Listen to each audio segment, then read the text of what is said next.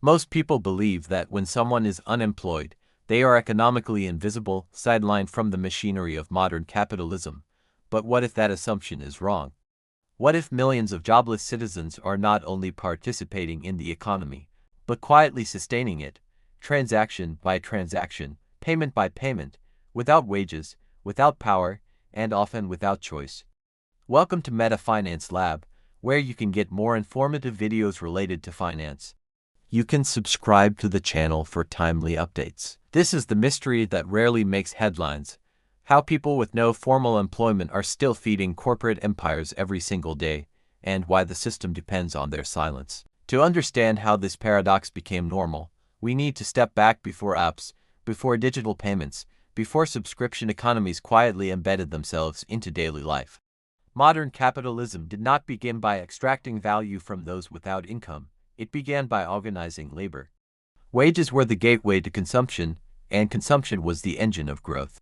For most of the 20th century, being unemployed meant being temporarily excluded from that engine, visible in statistics and feared by policymakers. That relationship began to change as financial systems evolved. Credit replaced cash as the lubricant of daily life. Banking institutions realized that income was no longer the only predictor of spending. Access to debt, installment plans, and later digital micropayments allowed corporations to profit from consumers long before and long after they held a job. The line between earning and spending quietly dissolved, and with it, the old idea that employment defined economic relevance. The first real shift came with consumer credit normalization in the late 20th century. Credit cards, buy now pay later schemes, and deferred payment systems reframed consumption as a right rather than a reward for labor. Corporations learned that even those without stable jobs could be monetized if payments were small, recurring, and psychologically invisible. This was not charity, it was strategy. The unemployed were no longer a problem to solve, but a market to cultivate. As digital infrastructure expanded, this strategy accelerated. Smartphones became mandatory gateways to basic participation in society. Internet access, mobile data, digital identity systems, and cloud services transformed from luxuries into necessities. Being unemployed no longer meant opting out, it meant paying anyway. Every notification, login, verification step, and digital interaction was powered by corporations charging fractions of value at massive scale. The rise of platform capitalism completed the transformation. Companies stopped selling products and started selling access. Streaming services, cloud storage, digital education platforms, job search portals, and even mental health apps positioned themselves as essential tools for survival in an unstable economy. Ironically, the more precarious someone's employment status became, the more they were pushed to rely on paid digital services to regain stability. This created a feedback loop. Unemployment increased demand for platforms promising opportunity, connection, or self-improvement. Those platforms charged monthly fees, sold data, and monetized attention. The unemployed user became both the customer and the product, paying directly through subscriptions and indirectly through data extraction. Corporate profits grew not despite unemployment, but alongside it. The breaking point came when living costs detached entirely from wages. Housing, healthcare, education, and utilities inflated faster than income, pushing more people out of formal employment stability. Yet payments did not stop. Rent was due, phones were mandatory. Transportation required apps, banking required fees. Even accessing government assistance increasingly required digital tools owned by private corporations. This is where the quiet transfer of value became impossible to ignore. Jobless citizens were not just surviving within the system, they were subsidizing it. Their limited savings, borrowed money, and public assistance flowed upward into corporate balance sheets. Every welfare card swipe processed by a payment company, every online application hosted on private servers, every advertisement viewed while searching for work generated revenue for someone else. When cracks appeared, the fallout was swift. Debt accumulation among unemployed populations surged. Missed payments triggered penalties, algorithms lowered credit scores. Access to essential services became conditional on uninterrupted payment histories. What once looked like inclusion revealed itself as dependency. Corporate empires remained insulated, while individuals absorbed the risk. Attempts to fix the system focused on surface-level solutions. Financial literacy campaigns taught budgeting without addressing structural extraction. Gig platforms promised flexibility while offering unstable income. Governments subsidized access to corporate services instead of building public alternatives. These measures reduced visible distress while preserving the underlying flow of money upward. The most striking failure was the assumption that digital access equaled empowerment. In reality, access came bundled with surveillance, fees, and psychological pressure. Notifications reminded users of overdue payments. Algorithms nudged spending. Free trials quietly converted into paid plans. Opting out became socially and economically costly, especially for those already marginalized. As the system stabilized around this model, corporations refined their tactics.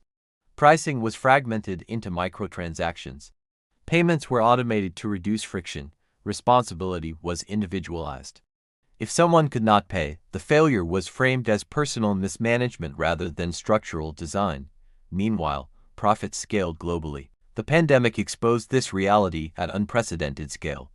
Millions lost jobs overnight, yet corporate revenues in technology, logistics, and digital services soared. Government relief payments flowed directly into rent platforms, delivery apps, and subscription services. Emergency aid became a temporary conduit through which public money reinforced private dominance. This was not an accident, it was a pattern repeating itself. Economic shocks consistently transfer wealth upward. When payment obligations remain fixed and income collapses, the unemployed become shock absorbers for corporate stability. Their vulnerability is monetized, normalized, and largely invisible in traditional economic narratives. Modern data confirms the pattern. Households without stable employment now spend a higher percentage of their income on digital services than fully employed households. Subscription churn decreases during unemployment because cancellation feels risky. Payment defaults generate fees that exceed the original service value. These are not anomalies, they are business models. What makes this system so durable is its quietness. There is no dramatic exploitation scene, no single villain. Instead, there is a web of automated charges, contractual fine print, and normalized dependency. Each payment feels small. Together, they represent a massive transfer of value from those with the least power to those with the most. Historical parallels reveal that this is not new, only refined. Company towns once extracted value through rent and goods sold back to workers. Today's digital platforms extract through access fees and data. The technology changed, the power imbalance did not. The unemployed remain essential to the system precisely because they cannot easily opt out. The danger lies in how this normalizes economic invisibility. When jobless citizens are framed as non-contributors, their financial role goes unexamined. Policymakers underestimate their importance. Corporations quietly depend on them. The public narrative erases their contribution while benefiting from it. Efforts to disrupt this model face resistance. Public digital infrastructure threatens private profits.